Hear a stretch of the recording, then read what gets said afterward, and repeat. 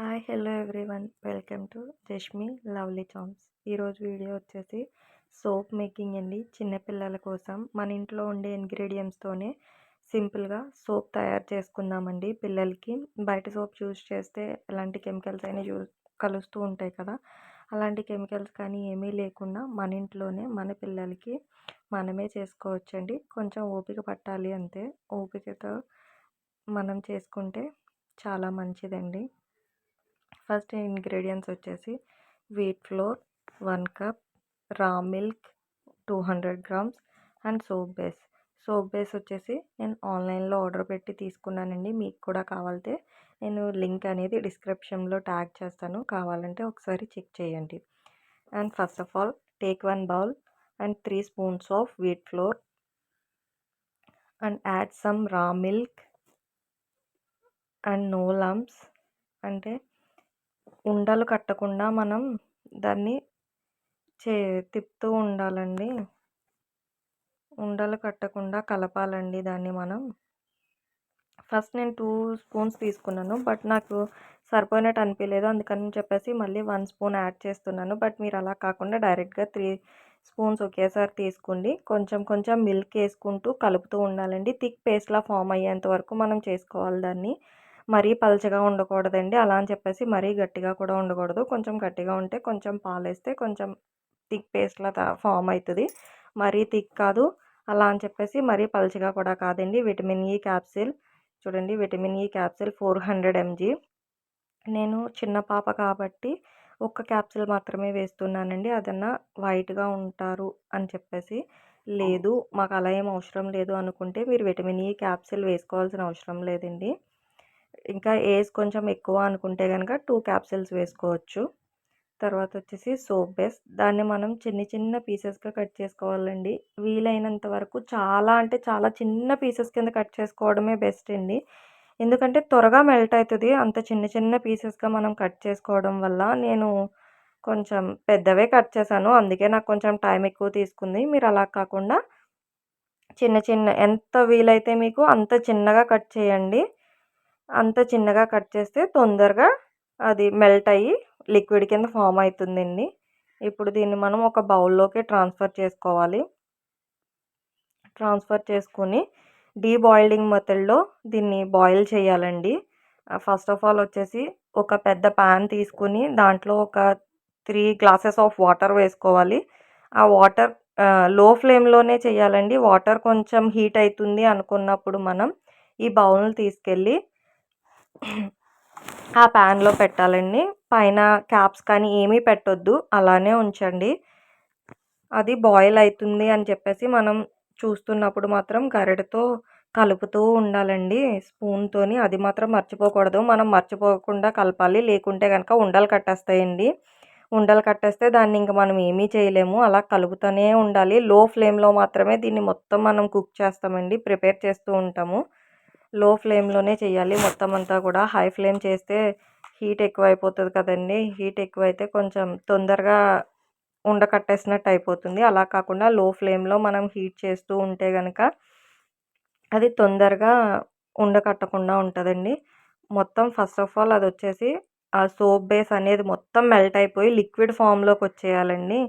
Liquid ఫామ్లోకి వచ్చినాకనే మనం తయారు చేసుకున్న పేస్ట్ని అందులో వేస్తామండి. ఇందులో వచ్చేసి మనం ఎలాంటి కెమికల్స్ యూస్ చేయమండి. ఓన్లీ మన ఇంట్లో ఉండే ఇంగ్రీడియంట్స్తో మాత్రమే మనం దీన్ని ప్రిపేర్ చేసుకుంటామండి. చూడండి, అలా థిక్ పేస్ట్లా అదంతా కూడా లిక్విడ్ ఫామ్ అవుతుంది చూడండి. కొంచెం కొంచెంగా మెల్ట్ అవుతుంది. ఆల్మోస్ట్ అంతా కూడా మెల్ట్ అయిపోయింది, ఎక్కడా ఉండ కూడా లేదు అనుకున్నప్పుడే మనం ఆ పేస్ట్ని వేయాలండి. కొంచెం అయినా సరే ఉండున్నా సరే మనం వెంటనే ఈ పేస్ట్ని వేయకూడదండి. వేస్తే మాత్రం అది పాడైపోతుంది. అలా కాకుండా మొత్తం అంతా అయిపోయింది అనుకున్నప్పుడు మాత్రమే పేస్ట్ వేయాలండి. చూడండి, నాది మొత్తం అంతా కూడా మెల్ట్ అయిపోయింది. ఇప్పుడు నేను లిక్విడ్ని వేస్తున్నాను. ఇందాక మనం థిక్ పేస్ట్ ప్రిపేర్ చేసి పెట్టుకున్నాం కదా, ఆ పేస్ట్ని అందులో వేస్తున్నాను. చూడండి, వెంటనే కలర్ కూడా చేంజ్ అయిపోతుంది. చూసారా కలర్ ఎంత తొందరగా చేంజ్ అయిపోయిందో. మనం బయట షాప్స్ నుంచి తెచ్చుకున్న రెడీమేడ్ సోప్లానే కనిపిస్తుందండి ఇది చూడడానికి. మీరు ఫైనల్ లుక్ ఎలా ఉందో చూద్దురు కానీ. ఒకసారయితే చూడండి అందులో కొంచెం థిక్ పేస్ట్ ఉండిపోయింది కదా! అందులో ఇంకొంచెం మిల్క్ వేసుకొని కలుపుకుంటున్నానండి. కలుపుకొని ఆ మిల్క్‌ని కూడా అందులోనే వేసుకుంటున్నాను. మీకు ఏంటంటే ఇంకా కొంచెం బాగా అంటే గట్టిగా ఉంది అనుకుంటే గనక కొంచెం మీరు మిల్క్ వేసుకోవచ్చండి. మిల్క్ తప్ప ఇంకేది యూజ్ చేసుకోకూడదు. కొంతమందయితే మిల్క్‌కి బదులు కోకోనట్ మిల్క్ కూడా యూజ్ చేస్తారంటండి. మరి నేనెప్పుడూ ట్రై చేయలేదు. నేనప్పుడే ఈ రా మిల్క్‌తోనే ట్రై చేశాను. సో, అలానే మీకు కూడా చూపించాను. ఇఫ్ ఎనీవన్ ఇంట్రెస్ట్ ఉంటే గనక కోకోనట్ మిల్క్‌ని కూడా యాడ్ చేసుకోవచ్చంటండి. ఒకసారి చూడండి కలర్ మొత్తం చేంజ్ అయిపోయింది. ఇలానే ఒక 10 మినిట్స్ మనం అలా కలుపుతూ ఉండాలండి. లో ఫ్లేమ్‌లో ప్రిపేర్ చేస్తూ ఉండాలి దీన్ని. ఒకసారి చూడండి ఉండలు కట్టకుండా స్పూన్‌తో మనం అలా కలపాలి. కలుపుతూ ఉన్నప్పుడు అది మనకి ఒక ఫార్మ్ వస్తదండి. ఏంటి అంటారు దాన్ని? తీగ పాకం ఏదో సంథింగ్ అంటారు. నాకు సరిగ్గా ఐడియా లేదు. బట్ ఒక్కసారి చూడండి ఎలా పేస్ట్‌లా ఫార్మ్ అయితుందనేది. దీన్ని వెంటనే మనం వేరే అనదర్ అంటే ఇప్పుడు సోప్‌వి షేప్స్ ఉంటాయి కదండీ! అలా షేప్స్‌లోకి ట్రాన్స్‌ఫర్ చేసుకోవాలి. లేకుంటే అది గట్టిగా అయిపోతదండి. లేదు మా దగ్గర అలాంటివేమీ లేవు అనుకుంటే గనక చిన్న చిన్న బౌల్స్ ఉంటాయి కదా! మన ఇంట్లో ఏమన్నా కప్స్ యూజ్ చేసేవి లాంటివి అలాంటి వాటిలో కూడా వేసుకోవచ్చు.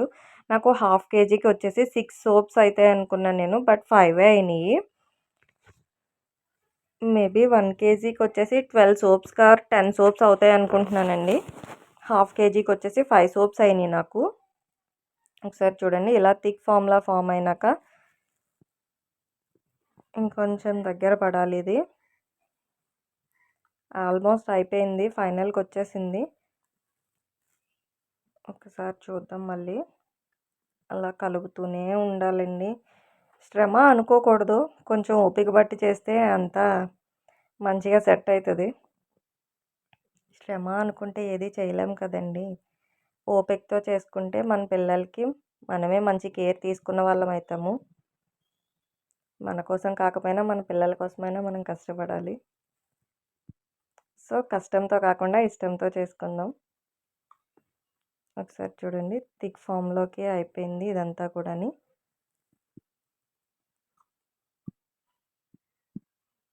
నా దగ్గరున్న సోప్ మౌల్డ్ కూడా నేను మీకు డిస్క్రిప్షన్‌లో లింక్ ట్యాగ్ చేస్తాను. కావాలంటే ఒకసారి చెక్ చేయండి. అది ప్లాస్టిక్ ఏమనుకుంటారంటే ఏంటి ఇంత హీట్ తీసుకెళ్ళి అందులో వేసేస్తే అది కింద కాలిపోతుందేమో అని ఎక్స్‌పెక్ట్ చేస్తారు. బట్ అలా ఏమి ఉండదండి.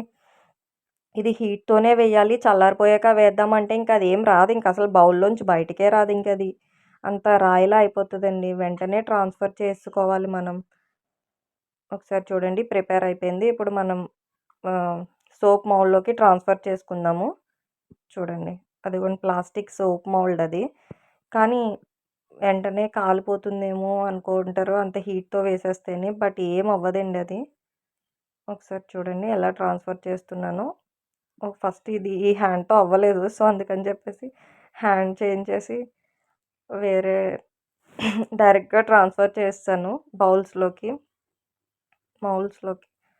ఒకసారి చూడండి జస్ట్ ఓన్లీ 5 సోప్స్ మాత్రమే అయినియి నాకు.